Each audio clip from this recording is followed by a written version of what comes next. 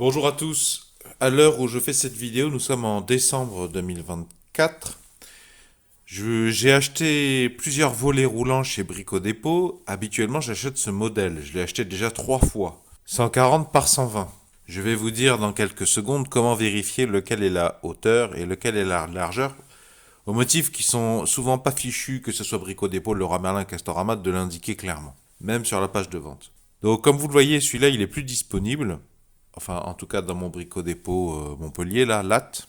Mais je l'avais déjà acheté une première fois au prix de 96 euros. Je vous mettrai la date dans la description sous la vidéo. Je vous mettrai les références des produits et tout ça, toutes les informations précises et chiffrées. Je vous le mettrai dans la description sous les vidéos avec les dates. Je l'avais acheté une deuxième fois le même prix, un peu plus tard. Mais comme je vous l'ai fait remarquer, il n'est plus disponible de toute façon. Et deuxième problème, c'est que là, c'est sur une fenêtre différente et 140 par 120, c'est pas assez. Il me manque 5 ou 6 centimètres.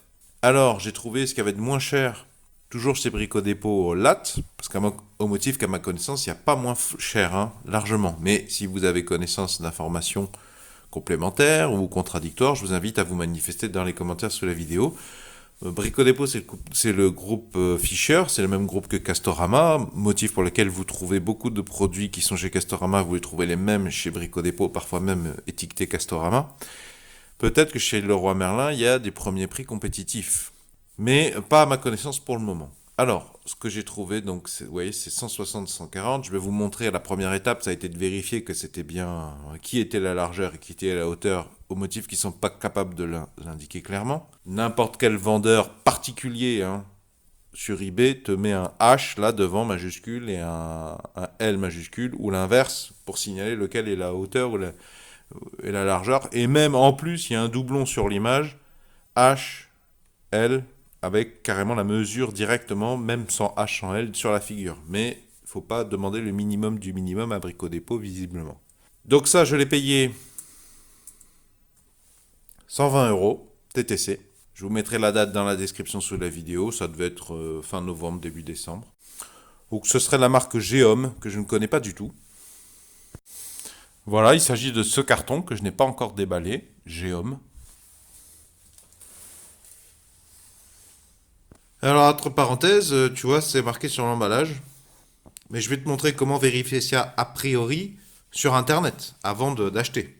Voilà, si Brico Dépôt faisait un bon travail, ça serait minimum sur la page de vente. C'est pas très compliqué de prendre une photo et de la mettre sur la page de vente, hein.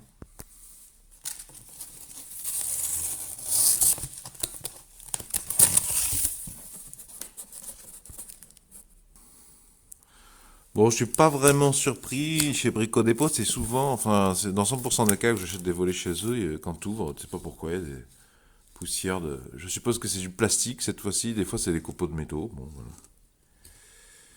Il faut le savoir, quand tu achètes chez Brico Dépôt tes volets, je sais pas comment ça se passe chez Leroy Merlin ou Castorama, mais chez Brico Dépôt, en tout cas, c'est sûr qu'il faut commencer par, en fait, nettoyer ton atelier ou ton salon pendant une demi-heure pour nettoyer les pièces et toutes les cochonneries qui vont sortir du carton. Donc, nous avons la sangle avec son boîtier enrouleur, là. Ok. Les flancs du coffre. Une platine qui va venir côté enrouleur, je pense. Dans le coffre, c'est-à-dire là-dedans. Alors, nous avons la roue. Alors, je suis un peu surpris de... Il y a un roulement qui se balade, là. Avec... visiblement, il n'y a pas de cage dans le...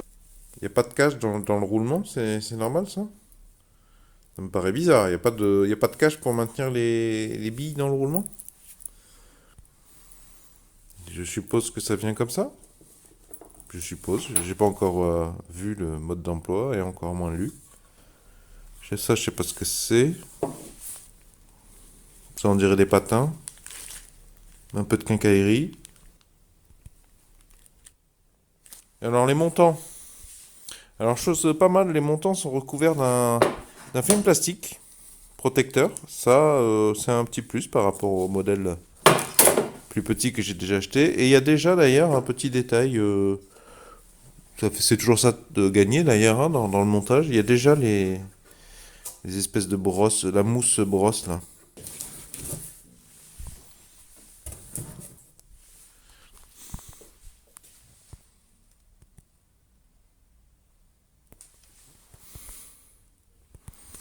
Ensuite, tout ça, c'est les lattes, hein. Ce sont les lattes, pardon. Ah bah tiens, voilà, mode d'emploi.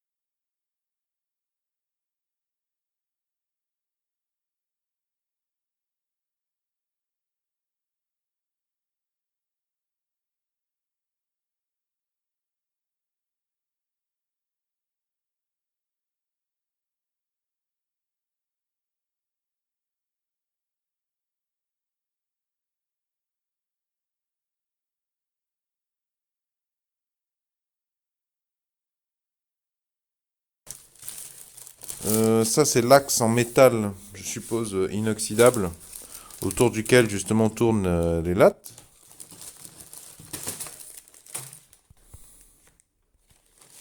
Ça, c'est le système d'attache de la latte la plus haute, justement, à l'axe en métal, avec des axes à mettre dans l'espèce de charnière, les gouttes de pile, là. Bon, enfin, il y a plein de choses qui sont déjà présentes dans le volet plus petit, dont j'ai déjà monté 3 fois l'installation au moins. Le volet plus petit, moins cher, dont j'ai déjà parlé dans la présente vidéo, j'ai montré son installation, son déballage en détail 3 ou 4 fois. C'est pour ça qu'ici, là, c'est plutôt un déballage. Je pense pas montrer l'installation. Je pense que le principe reste le même. Je vous fais surtout une vidéo déballage. Si j'ai des commentaires constructifs à faire, je les ferai également. Mais on part pas sur une installation. Et là, donc, du coup, nous avons les deux pans du coffre, hein, qui à deux vont couvrir les 4 faces environ du coffre. Et je vois du polystyrène, mais je suppose que c'est du polystyrène. Ah, est-ce que c'est de l'isolant? Ah, il a l'air collé, mais n'importe comment. Très mal collé, hein. Ça colle là. Là, je vois qu'il y a de la colle, mais c'est un peu n'importe quoi. Bon, c'est de l'isolant thermique, c'est toujours ça de gagner. Il n'y avait pas ça sur le plus petit modèle premier prix que j'ai déjà installé 3 fois. Il n'y avait pas d'isolant. Ça, c'est toujours ça de prix. Bon, ça tient un peu par l'opération du Saint-Esprit, hein. C'est vraiment de la colle pas ouf, hein. Ouais. Ouais, tu vois, je suppose que ça, ce sont des morceaux de double face. Il est neuf, je viens juste de l'ouvrir. Ça se détache déjà. Bon. Bon, je vais pas pouvoir vous en dire pour le moment beaucoup sur le mode d'emploi. Est-ce qu'il est dans un français correct? Notamment parce qu'il faut que je passe une demi-heure à le nettoyer parce qu'il est dégoûtant, comme tout le reste là. Alors, un autre point positif, justement, le papier craft, il y en avait 3 couches qui recouvrait notamment les extrémités de cet axe. Ça, c'est la pièce la plus coupante et la plus solide du truc. Effectivement, c'est pas ébavuré. Ça, c'est pas un point positif que ce soit pas ébavuré, parce qu'on va avoir du mal à rentrer en force. Comment tu peux vendre ça? Mais au moins, le fait qu'ils aient mis une triple épaisseur de papier craft, ça a protégé, je pense. Si tu laisses ça avec ça, déjà, lui, il va percer le carton assez rapidement pendant le transport. Et puis, le problème, c'est sur le plastique, il risque d'éclater tout, quoi. Je sais pas si tu vas te rendre compte du niveau de finition, là, Enfin, du finition, c'est pas des finitions, là, c'est quand même la partie coupe du métal. Bon, je suppose que c'est un contrat un petit peu tacite. On te vend du pas cher, mais tu te débrouilles pour nettoyer. Voilà, ils font pas un travail qui est minutieux, qui prend du temps pour réduire la charge salariale, mais du coup, tu vas perdre un peu de temps, quoi. Alors, point positif aussi, le joint est déjà installé. Le joint sur la latte en métal terminal. Bon, par contre, qu'est-ce que c'est ça encore comme travail? Ça a été coupé à la Walligen Fly, j'ai l'impression. Alors par contre, les films protecteurs sur à peu près toutes les parties en métal, c'est pas fait pour, c'est pas par passion du travail bien fait, c'est vraiment que tu vois qu'ils prennent des pocs, qu'ils prennent des traces noires à certains endroits. Donc c'est vraiment en lien avec le fait que tout est compacté dans le même paquet. Et même comme ça, tu vois là, la rayure là, je suis pas sûr que le film protecteur il est suffi à protéger là. Je verrai bien en retirant. Alors sur mes deux montants, j'ai la lettre G. Alors au début je me disais ah bah c'est bien, ça va être gauche et droite, ce qui serait surprenant puisque pour des raisons de coût j'imagine qu'ils sont tous les deux symétriques, mais visiblement c'est pas ça. Alors est-ce que c'est ground pour t'indiquer c'est le côté qui va en bas et l'autre côté c'est le côté qui va côté volet roulant. Bah, j'imagine que j'aurai un élément de réponse dans le mode d'emploi. Je te prends à témoin, hein. J'ai mis en mode plein écran, hein. Tu vois? Là, tu as un texte un petit peu descriptif concernant le fait qu'effectivement, il t'a dit que nulle part lequel est la hauteur et lequel est la largeur. Là, il te donne des infos. Volet manuel, faute, hein. Volet manuel, c'est L, hein. Par sangle en PVC blanc, c'est faux aussi. La sangle n'est pas en PVC blanc. C'est volet PVC blanc avec sangle manuel. Donc en fait, c'est de la mauvaise traduction. Je sais pas où ils sont allés chercher ce traducteur. Épaisseur de la lame 39 mm. Non, c'est faux, c'est pas l'épaisseur de la lame, ça. Pas du tout. C'est la largeur de la lame. L'épaisseur de la lame, ça doit être 5 mm, un truc comme ça. Hauteur du coffre du volet, 16,5 cm. Alors, il te donne une information fausse sur l'épaisseur de la lame et la hauteur du coffre du volet avant de te donner l'information de lequel est la hauteur, lequel est la largeur du volet, hein. Sur aucun. Là, il y a, je sais pas si tu vois, il y a plusieurs schémas. Il y a pas l'information. Voilà, donc je descends sur information du produit. Rien de nouveau en fait, hein. C'est un copier-coller, il n'y a rien. Par contre, ce qui est important, c'est ce numéro-là. Et celui-là aussi accessoirement. Mais ça, c'est plutôt un code propre à Brico Dépôt. Tandis que celui-là, tu vas pouvoir le taper, le copier-coller dans Google ou dans un autre navigateur de recherche. Et il va te chercher. Ça, c'est une référence Intermark. Ça va te permettre d'en savoir plus, généralement. Tiens, il y a marqué notice là.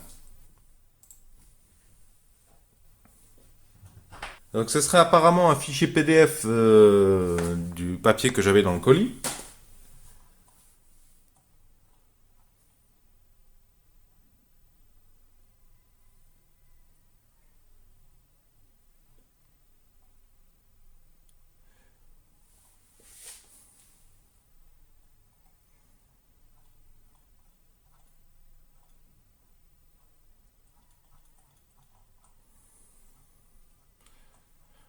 Bah écoute, je viens de me taper tout le mode d'emploi, même là, c'est pas marqué, tu vois. Donc je vais te montrer comment j'ai fait pour avoir l'information avant l'achat. Donc fort heureusement, pour te montrer, j'avais pris des captures d'écran. Tu vois, j'ai fait un copier-coller du numéro que je viens de te montrer qui était sur la page de vente de Brico Dépôt parce que visiblement ils sont pas assez grands pour le faire eux-mêmes, aller chercher l'information minimum. Tu vois, voilà, c'est pas la même date, c'est les captures d'écran de cette époque-là. Et grâce au numéro que j'ai copié-collé dans mon navigateur de recherche, j'ai trouvé ce PDF qui vient de promoconso.net, hein, qui vient pas de bricodemo.fr, et où tu retrouves la référence. Mais eux, ils te disent, tu vois, ils te disent hauteur dans 125, largeur 120, donc c'est la première ligne là.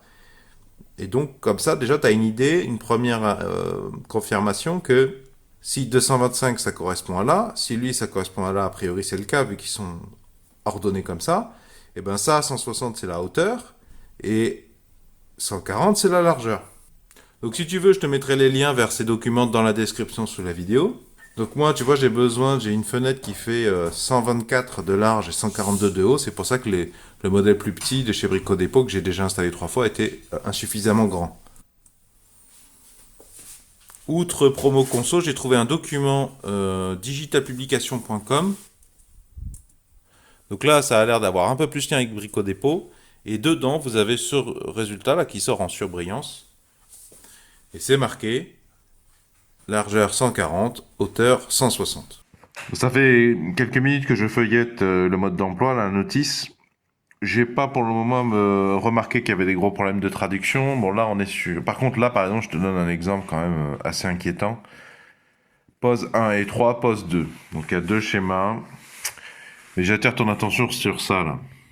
Si tu regardes bien, là, ils ont représenté une perceuse pour dire de percer ici. Mais tu vois bien que le forêt, là, il est parallèle à l'arête du machin. Enfin, de cette pièce. Alors qu'en fait, ce qu'ils veulent dire, je crois que ce qu'ils veulent dire, c'est qu'il faut percer comme ça. Pour notamment pouvoir ensuite passer une vis avec l'espèce d'écrou en plastique lisse. Ce que tu vois là et ce que tu vois ici ou là. Et donc du coup, et vous voyez bien qu'il faut percer perpendiculairement à la place et non pas dans ce sens. Je veux dire, comment ils ont pu louper un truc pareil quand même. Là, il y a quand même un gros problème de représentation parce que là, si j'en suis le schéma, ça veut dire qu'il faut que je perce dans ce sens. Dans le sens de la minceur, enfin de l'épaisseur de la pièce, mais pas du tout, c'est pas du tout ça qu'il faut faire. Donc ça c'est vraiment pas bon, hein. C'est pas de qualité acceptable, professionnelle, je t'en parle même pas. Alors petite particularité par rapport au modèle que j'avais montré précédemment, le système de fixation des lattes autour de l'axe enrouleur là, j'ai pas encore vérifié sur le mode d'emploi, mais apparemment il se fixe par l'intermédiaire de deux vis fournies. Ça, c'est la partie sur laquelle vont venir se clipser, enfin, va venir se clipser la première lame. Alors ensuite, ça, c'est pas moi qui ai fait ça, hein. Bon, c'est pas très bien fini. Enfin, ouais, bon, ça, je trouve ça pas très bien. Bon, on va savoir. Peut-être que c'est bien que ce soit en biseau pour l'élimination de l'eau, peut-être, pour qu'elle sorte mieux. L'eau qui rentrerait éventuellement dans ce tube-là. Par contre, le star, là, ça, c'est pas moi, ça, hein. Regarde. Il est neuf, le truc. Et donc ça, c'est les verrous. C'est assez classique, même sur du premier prix. Mais dans l'emballage, ils sont fournis comme ça, typiquement, d'accord. Bah alors, fait notable quand même, c'est que ça rentre pas. Il y a un sens, hein, tu peux pas te tromper, parce que faut un trou suffisamment grand pour faire rentrer tout cet axe quand même. En fait, tu es obligé d'enlever la vis pour pouvoir le rentrer. Alors tu vas peut-être me demander, mais comment ça se fait si, entre parenthèses, comme c'est usiné n'importe comment. Tu vois, là, j'ai pas pu le rentrer par ce côté. J'ai pu rentrer que de ce côté. Je disais, tu vas peut-être me demander, mais comment c'est possible que ça rentre pas là? Ouais, ou en force. Et que ça rentre si tu dévisses la vis. Ça passe beaucoup mieux, c'est beaucoup plus facile en faisant en deux étapes. Bon, là, il me manque une main.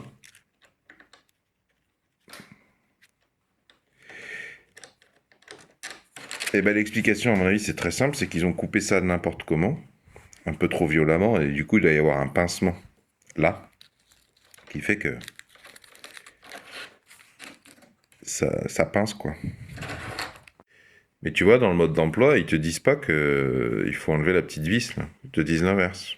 Enfin, c'est bizarre, parce que là, ils te disent de dévisser cette vis, j'ai l'impression.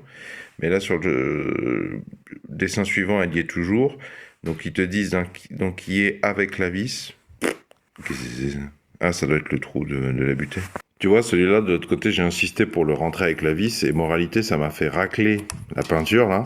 Ça devient de plus en plus dur à rentrer. Et puis, j'ai abîmé ma peinture, quoi. Tu vois, le truc, là.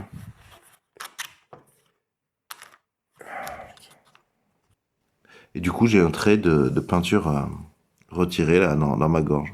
Ça fait bien, bien dégueulasse. Bon, parmi les autres choses qui attirent mon attention dans le mode d'emploi fourni, bah, là on est bien page 8 et page 10. Bon, je comprends pas trop parce que page 8, ils te disent de faire une entaille à gauche. Et page 10, hein, ils te disent de mettre le truc à droite là. Et on est bien dans la pose 2, hein. Mais il faudrait savoir, parce qu'a priori, il y a une seule sangle, il y a un seul enrouleur. Tu mets pas et à gauche et à droite. Tu fais ton encoche soit à gauche, soit à droite. Donc, a priori, dans la roue fournie, il y a une fente qui permet de passer la sangle fournie et il faut faire un nœud, quoi, tout simplement. Alors par rapport au modèle précédent que je connaissais, j'étais un petit peu décontenancé par ces deux plaques là. Il y en a deux qui vont avec ça là. Et alors de ce que je comprends, de ce que veut m'indiquer le mode d'emploi, il y en a une que tu visses directement. Et il y aura une pétouille il y aura ça qui dépassera. Et de l'autre côté, donc là où tu as la poulie qui va enrouler la sangle, donc tu viens présenter l'enfant à sa mère, et c'est ensuite, du coup il faut anticiper, j'imagine que tu viens présenter la plaque en métal, que tu serres contre la partie blanche, ce qui va emprisonner la poulie justement.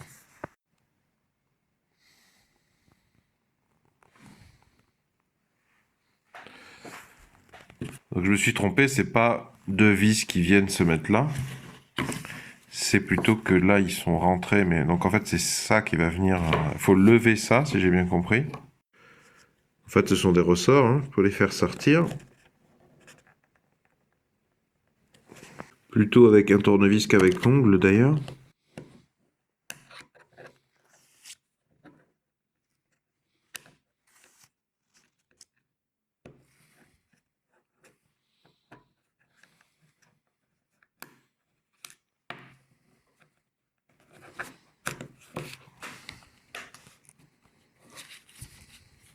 Et ensuite, tu es censé venir rentrer ça dans les encoches de l'axe central et ensuite verrouiller en appuyant et en les remettant dans la position où ils étaient là. Je te laisse t'ébahir devant le niveau de finition, notamment de la peinture, hein. Là, je viens d'encastrer ma tulipe, je crois que ça s'appelle comme ça. C'est parfaitement ajusté, comme tu peux le voir là. Mais la peinture, elle part, mais j'ai pas frotté, hein, j'ai même pas touché. C'est même pas moi qui pars fortement avec la tulipe et fait partir ça, hein. Non, non. Mais d'ailleurs, là, on est d'accord que là, ça a été peint avec un pinceau, non? Non?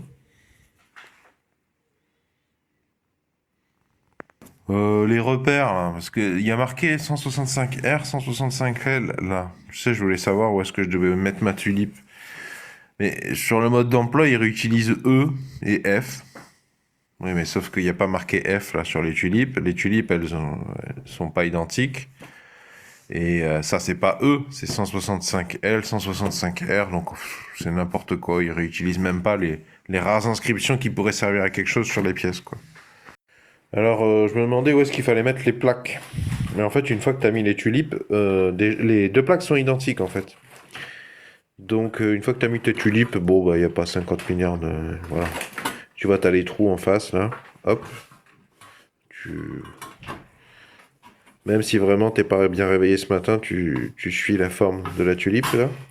Et alors, tu as deux sachets de vis. Il y en a qui sont des vis peintes et d'autres qui ne sont pas peintes. Celles qui sont peintes, c'est là. Donc, je suppose que là, pour serrer, là, il faut prendre les vis qui sont pas peintes. Un, 2, 3, 4, 5. Je suppose qu'il y en a au moins 10 là-dedans. Alors, la poulie de l'enrouleur de la sangle, là, bon, elle a une tête un peu particulière, hein. Mais effectivement, la fente est assez facile à trouver. Alors moi, je pense que je vais mettre la sangle à droite, vu que ma fenêtre, le battant s'ouvre à droite. Comme ça que je réfléchis. Vraiment, il a une sale tête le roulement, mais j'y connais rien. Peut-être que c'est fait exprès, mais j'ai l'impression qu'il manque une ou deux billes.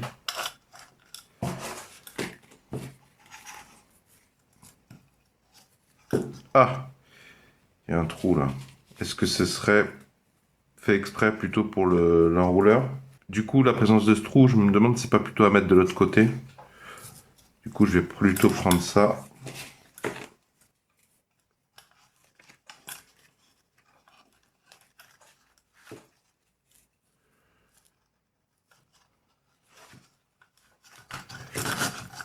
Ah ouais, mais ça me plaît pas, hein.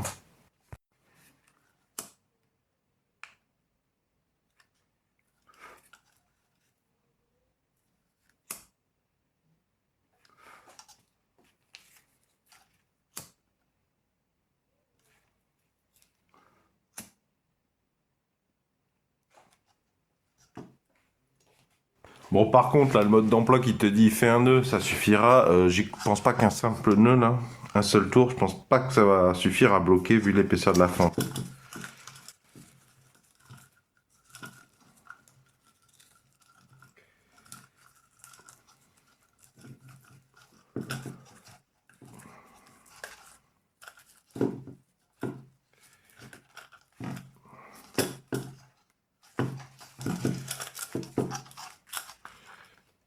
Voilà. Bah, peut-être que je me trompe, hein. Alors, tu vois, pour l'installation des butées, là, ils disent de percer, enfin, c'est pas très clair, je trouve, hein. Ils disent de percer à 12 centimètres. Donc 12 cm, ça tombe quand tu mets, quand tu arases là le verrou, ça tombe 2 cm derrière. Donc je suppose que c'est pour être vraiment pas loin derrière les verrous. Je suis même pas sûr qu'elle soit vraiment indispensable, c'est buté, mais admettons. Mais il me semble que tu peux faire plus, hein. Tu peux les écarter un peu plus. Dans la petite remarque, je trouve que c'est pas très ouf de dire un percé à 5, puisque si tu attaques sur du 5 là directement, en plus, je sais pas vous, mais on doit percer où en fait concrètement? Parce que là j'ai l'impression qu'ils nous disent qu'il faut percer dans la rainure. Hein? Tu vois? Si ça c'est le trou dans la rainure. Ah, pour percer dans du métal, ça c'est de l'aluminium, à ma connaissance, il faut toujours mettre d'abord un petit coup de poinçon ou de clou avec un marteau. Ensuite, percer à, allez, on va dire à 2 et éventuellement à 5 derrière, voire même une largeur, ou voire des largeurs intermédiaires entre 2 et 5 pour faire un truc sûr et propre. Et puis j'aurais plutôt dit de percer là, moi. Parce que pourquoi percer dans la rainure? Bizarre, non?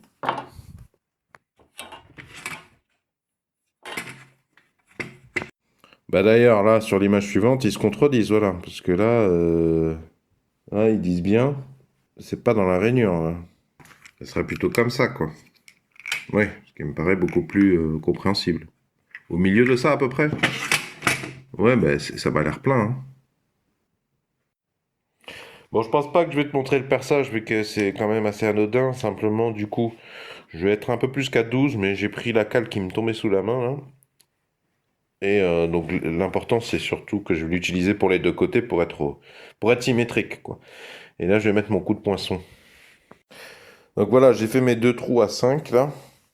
Et je voulais vous confirmer que j'y suis allé progressivement et que je ne l'ai pas regretté. Même en faisant comme ça, c'est pas si facile que ça de faire quelque chose de à peu près propre. Donc j'ai commencé à 2 après ma marque de poinçon. Bon, j'ai utilisé un poinçon premier prix asiatique. Donc j'ai percé à 2, puis 3, puis 4, puis 5. Et c'était pas si facile que ça. Donc en visant au milieu de cette lame là, côté où se trouvent les verrous, ça tombe là, légèrement excentré, mais moi ça me va bien, hein. Je suis pas sûr de si ça va de ce côté ou de l'autre, mais on s'en fiche. Je pense que c'est plutôt de ce côté, mais on s'en fiche, je vais pas serrer à fond. Je pourrais toujours changer a posteriori, quoi, de côté. Alors quand même un détail qui est assez différent du modèle moins cher et plus petit que j'ai déjà montré dans plusieurs vidéos précédentes, c'est que ici il va falloir faire deux incisions, une pour le passage de la gaine, une pour le passage de la sangle, et une pour pouvoir rentrer cette partie dans la tôle du coffre en fait. Donc ça c'est le guide pour la sangle qui est fourni. Il y a plusieurs... enfin, le meilleur emplacement pour le rentrer, celui qui est le mieux usiné, adapté à la taille. Entre parenthèses, vous voyez, ça c'est pas moi, hein, c'est d'origine. La meilleure position c'est celle-là. Ça rentre encore mieux que là. Mais alors, je comprends pas trop pourquoi pour la pose 2, ils nous disent de mettre le truc là. Alors qu'il me semble que c'est mieux de le mettre là. Donc là, c'est le guide qui est fourni pour accompagner le mouvement de la sangle et pour la dépoussiérer au passage. Je peux pas la bouger, mais je trouve que moi, l'emplacement idéal, c'est ici. Il y a éventuellement cet emplacement-là, mais pour avoir essayé les deux positions, c'est beaucoup mieux usiné. Là, ça tient quasiment tout seul. Là, non. Là, je peux pas la sortir vu que j'ai déjà commencé à serrer les plaques gentiment pour pas paumer les vis déjà. Mais ce que je comprends pas, donc moi je pars sur une pose 2, hein, je crois que je l'ai déjà dit depuis le début. Et eux sur la pose 2, ils disent de le mettre tout en haut. Et je comprends pas pourquoi. Surtout que ça va moins bien. Mais en plus, sur le modèle précédent, plus petit, moins cher, que j'avais déjà acheté, que j'ai installé 3 fois, ben, j'ai plutôt fait une incision, il me semble, là. Enfin, ici, là. C'est-à-dire là. Pas si je l'ai bien positionné. Il y a des petites choses un peu bizarres. Mais en tout cas, il faudrait que je commence à envisager de faire mon incision, là. Tu vois, là, ils persistent ces signes, hein. Ils disent de mettre en haut, là, pour la pose 2. Et voilà, ce sont ces dimensions-là, données à page 8, pour le trou du haut. Bon, je pense que je vais marquer ici, déjà dans cette position, au moins l'emplacement de cette arête et de cette arête.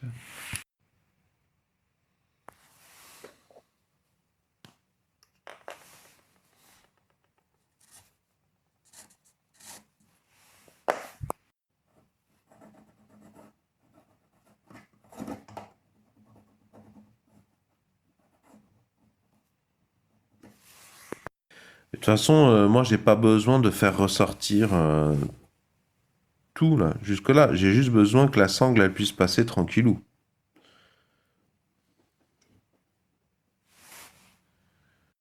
C'est-à-dire que limite, si j'en garde un maximum de ça, que ça vient recouvrir ici et là, bah, c'est limite mieux en termes de protection contre les intempéries, je pense, hein.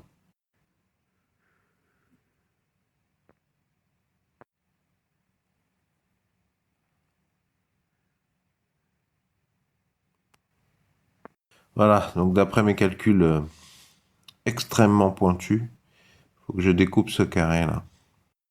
Sur ce modèle, les plaques viennent prendre en sandwich de chaque côté. Bon là, moi ma poulier va être de côté droit, vu que je veux que ma sangle soit côté droit.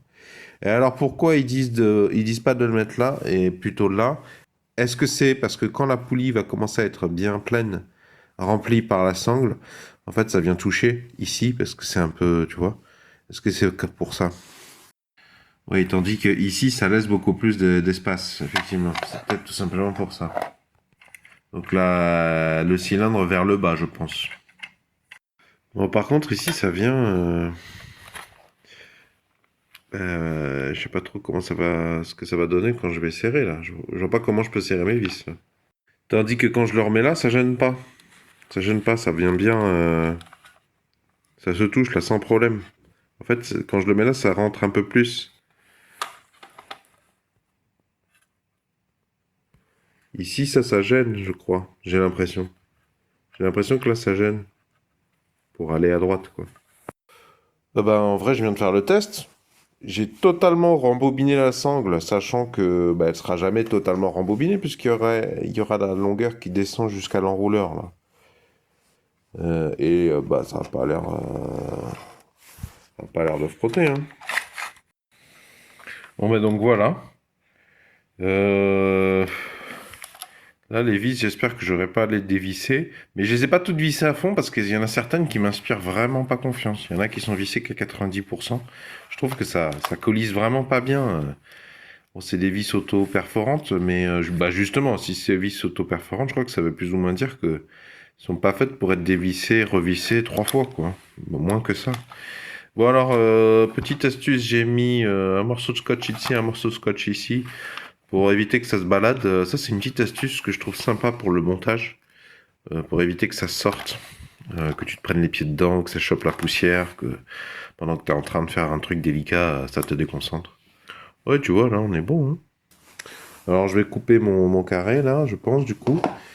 À la pince coupante, d'habitude, j'y arrive comme ça. Peut-être avec une paire de pinces plâtre et peut-être mettre un coup de lime. Je te mets les références de mon coffret de lime dans la description sous les vidéos si ça t'intéresse. Je vais pas montrer en détail, je trouve ça assez anecdotique. Ben voilà. Moi, ça m'encourage pas mal. J'ai même pas limé. C'est pince coupante et pince plate seulement. En tout cas, ça me met suffisamment confiance pour commencer à visser, là. Avec les vis blanches. Là, j'ai vissé les vis sur l'autre plaque, mais je confirme que c'est vraiment un peu n'importe quoi, là. Quand j'ai vissé mes vis, il y en a 3, là, au bout d'un moment, ça sert plus. Voilà, d'un coup, ça sert plus. Bon, alors, à la limite, admettons que celle-là, elle est en biais. D'accord. C'est pas sûr, hein. Puis, je rappelle, c'est des vis auto-perforantes, hein. Bah, elle, non, hein. Elle est pas en biais, hein. Elle, non, elle est pas en biais, mais on est gêné par ça, là. Là, pareil, elle est pas en biais, celle-là. Pourtant, j'ai fait serrer fermement, hein. Celle-là, je l'ai totalement dévissée, remise. C'est pas beaucoup mieux, hein. Donc, pour le moment, il me reste une vis non peinte. Je pensais qu'ils avaient mis en rab, mais je vois que c'est prévu 11 et 10.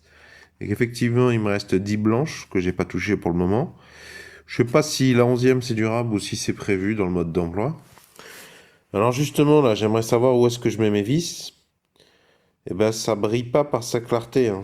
C'est quand même tout petit. Et puis, c'est débrouille-toi, quoi, hein. Là, là, bon, je suppose que s'il y en a 10, bon, vu que le mode d'emploi est pas clair et vu que j'ai un peu d'expérience, je pense que ça va être 5 par côté. Donc, genre 1, 2, une troisième peut-être là. Non, 1, 2, 3, 4, 5. Ah non, peut-être 1, 2, 3, 4, 5. Et non, il en faudrait une là. Donc, 1, 2, 3, 4. Donc, peut-être en mettre deux, peut-être en haut là. Bah d'ailleurs, en mettant les pièces là, avant de les visser entre elles, tu te rends compte que c'est vraiment coupé avec le sgeg, hein. Ça, j'ai pas touché, hein, c'est pas moi ça. Pas du tout coupé droit là, la tôle du coffre. Donc encore une fois, je fais pas le détail, hein. Si vous voulez le détail, vous allez voir les épisodes précédents que je vous ai mis dans la description sous la vidéo avec l'autre modèle. Les principes restent les mêmes. Les vis fournies, c'est quand même particulièrement catastrophique, hein. J'ai jamais vu ça alors que c'est quand même pas le premier prix que j'installe. J'ai tout eu. Très rapidement, en fait, le couteau n'arrive pas à percer ce dans quoi la vis doit mordre. J'ai eu carrément, donc j'avais percé à 2 peut-être. Je positionne ma vis comme j'avais fait la dernière fois et j'essaie de la rentrer. Elle rentre pas, par contre le couteau vient boucher le trou que j'avais fait à 2. J'ai dû repercer à 3 derrière et ça va, ça laisse suffisamment de matière pour que les vis mordent correctement. Donc tout ça pour vous dire, perçage à 3 millimètres. Et ensuite, vous mettez la vis et rien que le fait de les visser, déjà, ça attaque l'empreinte, mais en les vissant tranquillou au tournevis, hein. C'est vraiment une catastrophe, j'ai jamais vu ça. Donc moi, ça, c'est la partie qui va être derrière. Bon, ça m'embête un peu, celle où c'est celle qui m'a servi d'essai. C'est la plus abîmée, là. Et ça, normalement, j'en ai mis 2, ça sera caché. Ça sera côté maçonnerie, quoi, du haut. Donc, bon, bah, ça, du coup, ça a un impact. Mais ça, de toute façon, ça se verra pas trop.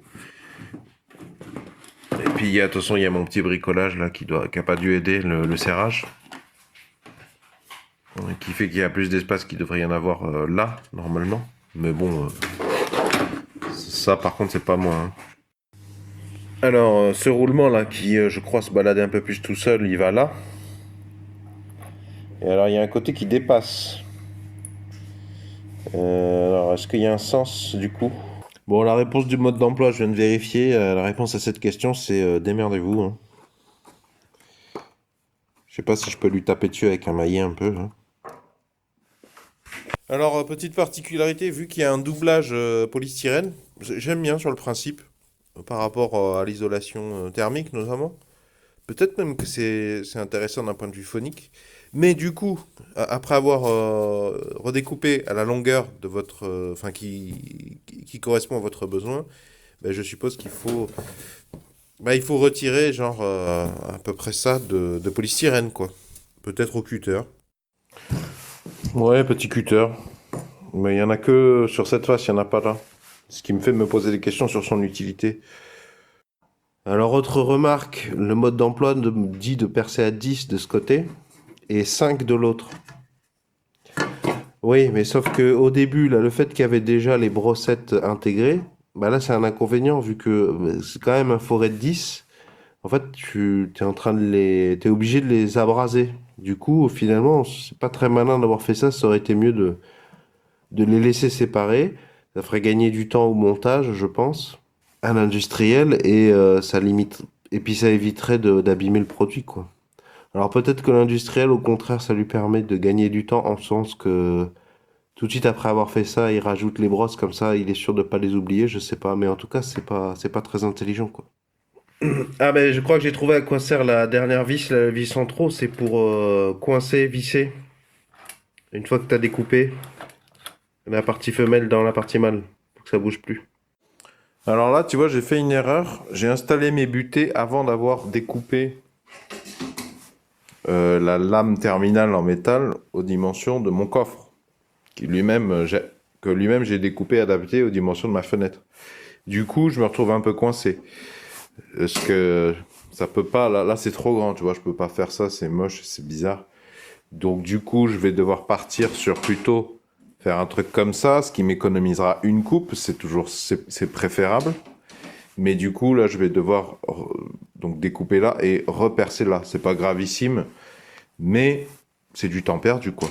Et je crois pas que ça soit indiqué dans le mode d'emploi, entre parenthèses. Donc je me permets de le mettre en exergue. Je sais pas si je l'avais dit déjà, mais c'est vraiment n'importe quoi, hein. Ça, c'est neuf, hein, je l'ai payé neuf, hein. Et c'est des deux côtés, hein.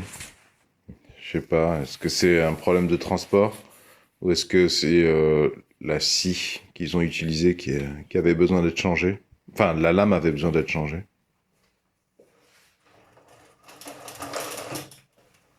Donc il va tourner comme ça.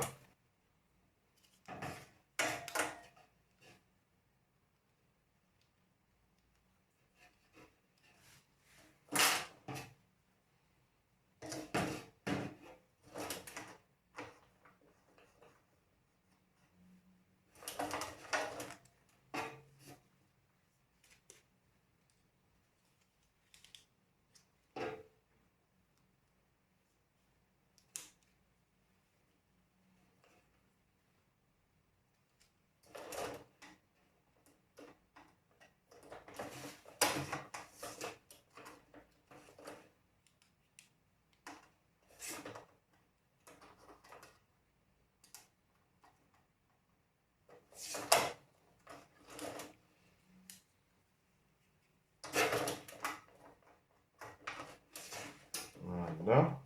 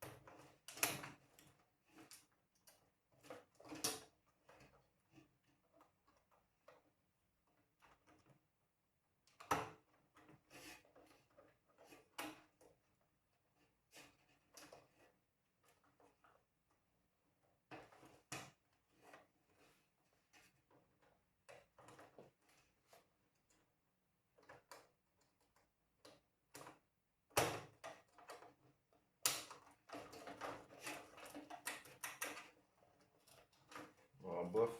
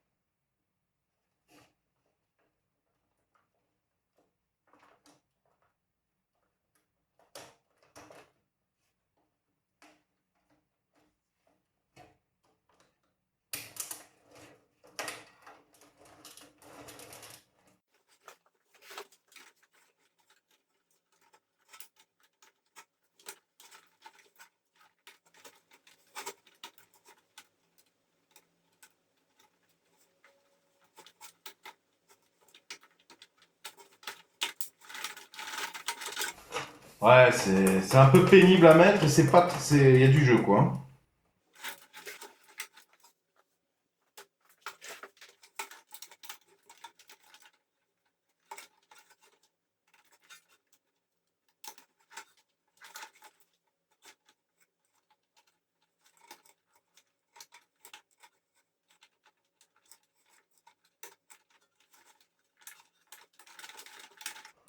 Bon, ça va mieux.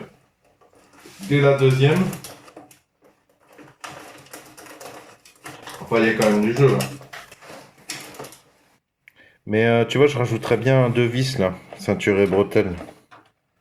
Parce que là. Bon, et bien voilà, j'ai coupé toutes mes lames. Si vous voulez le détail de comment j'ai fait en termes de report de mesure et tout ça, déjà, je crois qu'il ne faut pas mesurer, il faut surtout pas mesurer, il faut prendre un bout de bois ou un repère sur une pièce et couper sur toutes les autres. Règle de base. Mais si vous voulez voir plus en détail concrètement, ben, je vous renvoie vers un précédent épisode d'installation d'un volet roulant, un modèle très proche, pas tout à fait le même. Tout ça pour dire que ça s'est bien passé, RAS. Bon là j'ai passé tout à l'aspirateur de chantier, hein, mais sinon ça fait pas mal de poussière blanche. Là vous avez les chutes. Alors impérativement protégez-vous les yeux, les oreilles.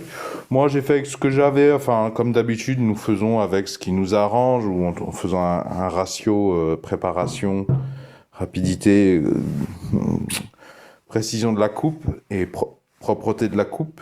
Donc moi, j'ai pris ma disqueuse sur batterie, je trouve ça pratique. Mais ça fait un peu de poussière par rapport à une scie manuelle.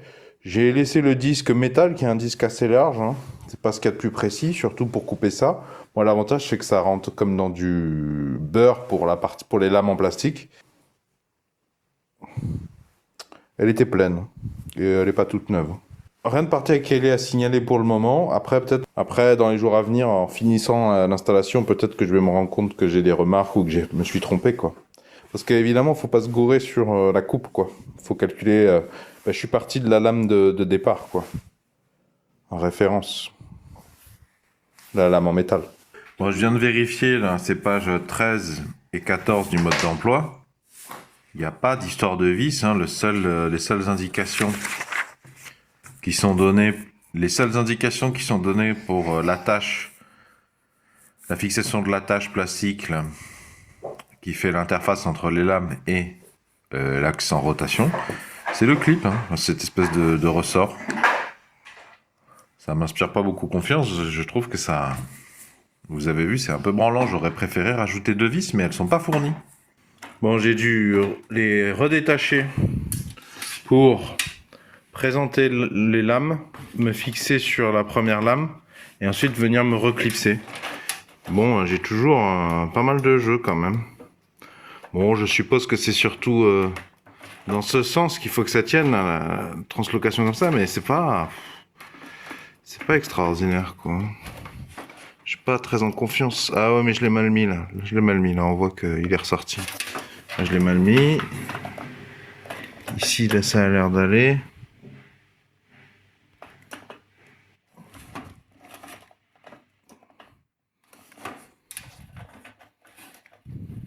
Ah, faut que je me reprenne. Ça, là, c'est censé être dessous. Ouais, c'est vraiment pas très bon hein, quand même comme système. Le modèle moins cher, un peu plus petit, là, ça c'était déjà installé sur la barre, je crois, donc il me semble. Hein. Donc il n'y avait pas besoin de se prendre le chou. Il n'y avait pas autant de jeux. Et puis en plus, dans le mode d'emploi, si je me trompe pas, ils te disent pas si tu dois mettre d'abord celui-là ou d'abord celui-là. En termes d'outils, je me débrouille avec un tournevis plat en fait là. Et ce qui est pas très bien, c'est qu'en plus tu essaies de forcer, faire rentrer ça, sauf que tu appuies avec du métal sur du plastique, c'est pas une situation d'avenir. Je sais pas si ça t'aidera, mais là j'ai dû déverrouiller ici hein, pour pouvoir rentrer celui-là à fond. Et donc maintenant je vais serrer les deux là. D'abord celui-là. Donc là maintenant je suis bon de ce côté-là, c'est verrouillé, mais là j'essaie de reverrouiller celui-là là, et je suis pas bien verrouillé. Heureusement que j'ai l'autre pour m'en rendre compte. Et puis je comprends pas comment ça se verrouille concrètement. Mode d'emploi est aussi clair que pour le reste quoi. Ah, il y a franchement un gros problème sur le produit et le mode d'emploi. J'ai bien revérifié. Il y a un gros problème en fait. Les gens qui ont fait ce mode d'emploi, ils savent pas du tout comment fonctionne le truc. Et il y a un gros problème sur le produit au motif que là, j'arrive pas à rentrer là, verrouiller. Que déjà lui s'est déverrouillé tout seul. Je vois il est ressorti là. Il est sorti de. Tu vois. C'est vraiment n'importe quoi. Bon, ça m'embête un peu d'installer avec ce système de fixation qui me rassure pas trop quoi. Bon, par contre, je me suis loupé. Vu que bon, ça encore, ça serait pas trop grave, la positionnement des deux butées, là. Non, mais c'est pas ça le problème. Vu comment moi je vais le poser, c'est-à-dire, ce côté-là, c'est côté habitacle, côté foyer. Donc, je pense que c'est normal. Je pense que les butées, elles doivent pas taper derrière. Sinon, elles dépasseraient dehors, et ça serait très moche, je pense. Donc ça va. Par contre, là, mes verrous, ils sont là. Donc je pense qu'il faut que je déroule. Il faut que je déroule mon... et que je intervertisse la position. Je sais pas si ça va être possible, ça, avec les lames. À moins que ça puisse aller là. Mais honnêtement, moi je m'en fiche un peu de ça. Hein. C'était plutôt pour le contrepoids. Et à la limite, quand tu es au premier étage pour faire verrou, d'accord. Mais moi, sur mes autres, je l'ai mis correctement et je l'ai jamais utilisé.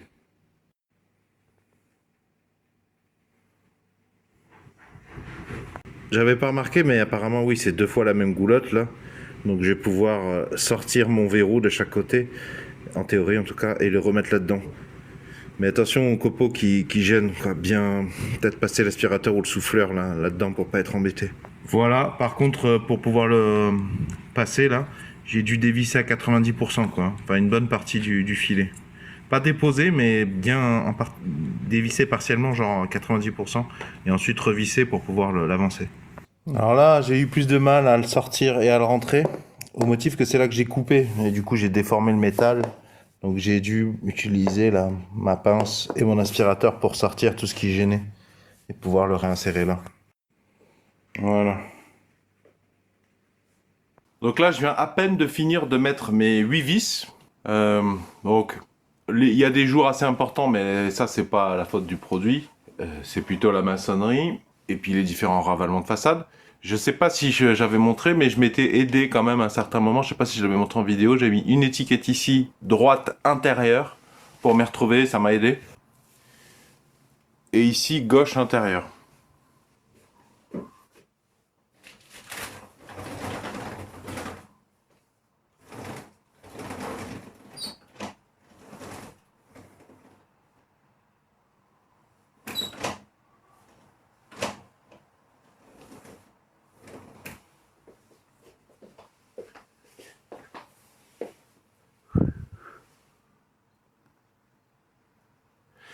Les butées touchent bien simultanément le coffre, ça c'est pas mal.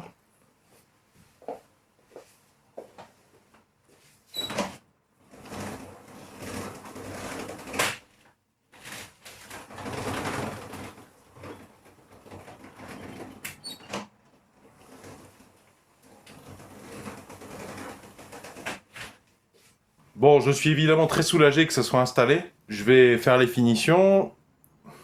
Je vais installer l'enrouleur. Mais je suis déjà soulagé que ça tienne. Bon, il y a des gros jours, il va falloir que je m'en occupe. Mais limite, les gros jours, aujourd'hui, il y a du vent. Ça permet de faire travailler, faire laisser passer le vent sans faire trop travailler le volet.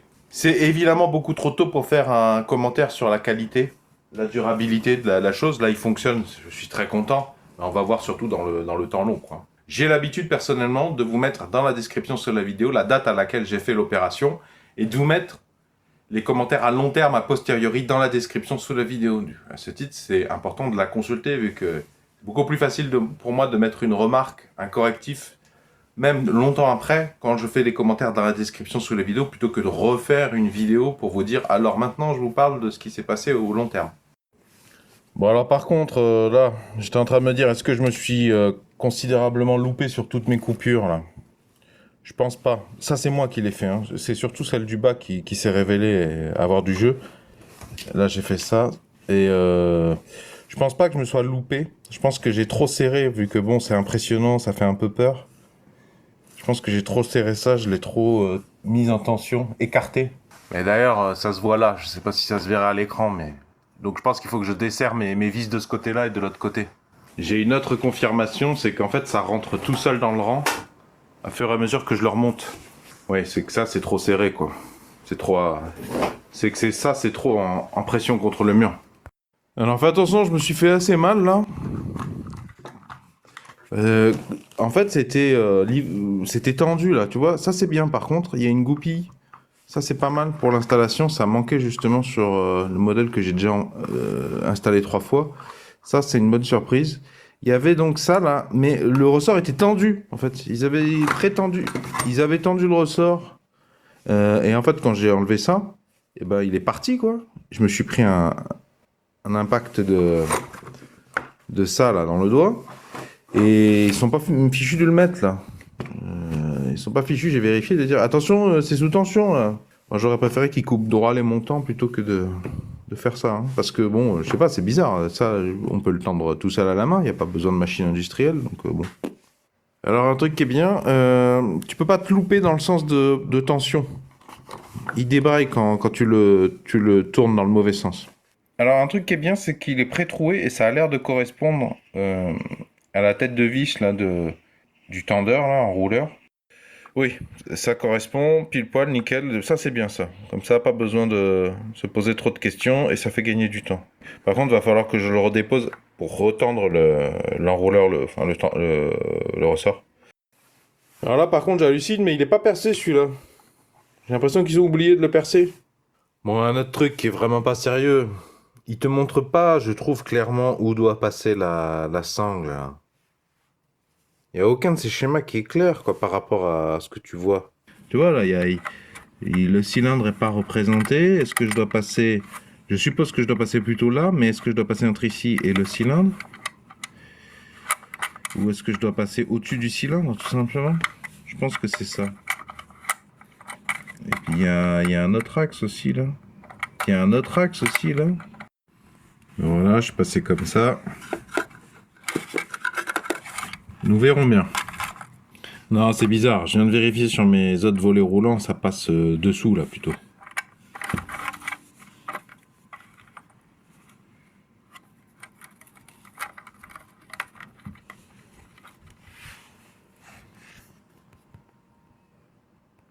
Et je suppose, voilà, entre les deux. Voilà.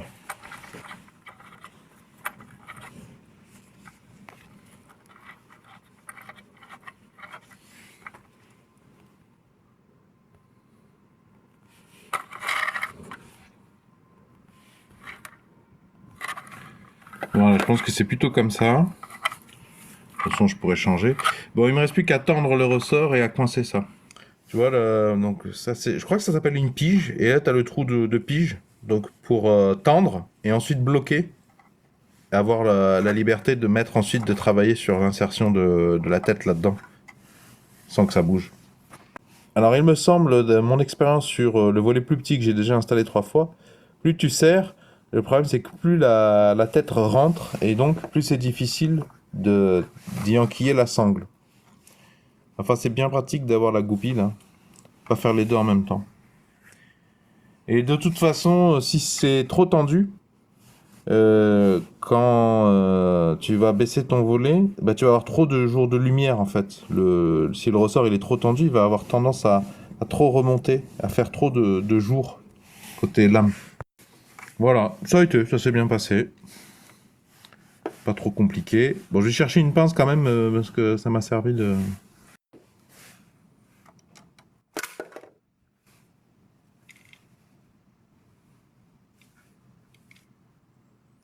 Marche bien. Et puis bonus, c'est cassé là. Et ouais. Ils ont fait le choix d'une charnière en plastique, donc bon. Ok, je vais même pas installer que c'est cassé. Merci. Hein. Bon, par contre, le ressort est toujours tendu vu que il a été arrêté par ça. Je sais pas si je vais pouvoir le réenquiller. Ouais, là-dedans, là, je suppose. Hop.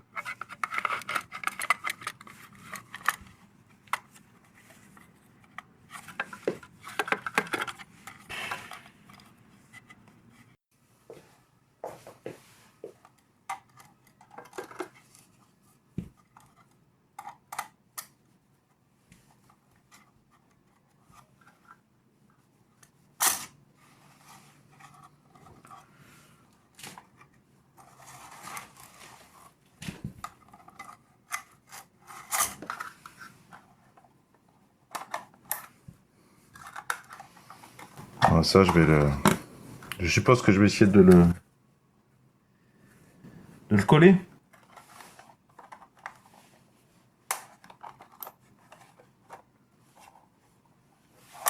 Bon. C'est désagréable quand même parce que ça fait partie, ça guide la sangle, je pense. J'en ai un peu besoin là. Ah bah là, s'il tombe, pour le récupérer, je vais m'amuser.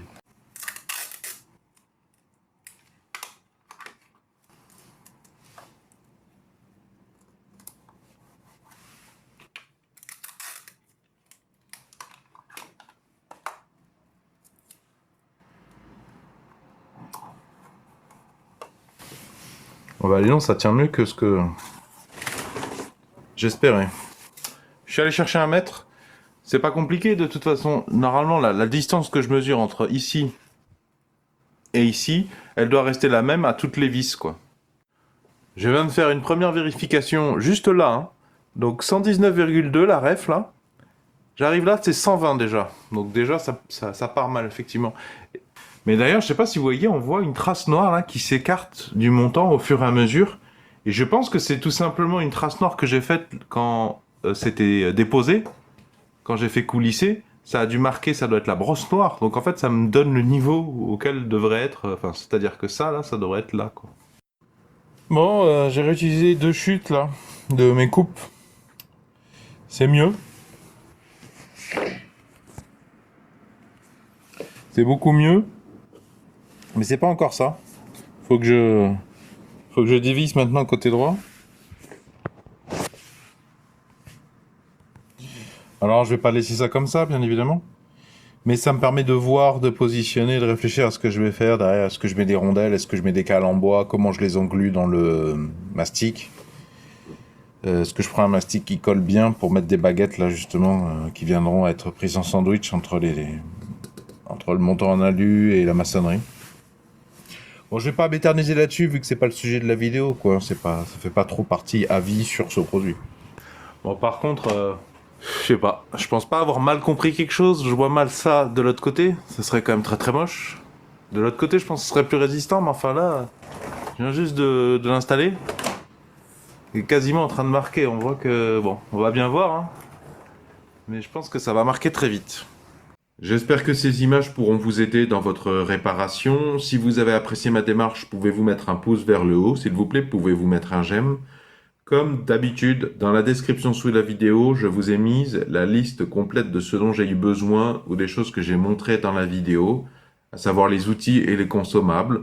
Je vous mets les références, ça permet de montrer aux profanes déjà le nom des choses, ça permet d'avoir une idée des prix correct également. Je vous ai mis tout ça dans la description sous la vidéo si vous avez besoin d'informations complémentaires.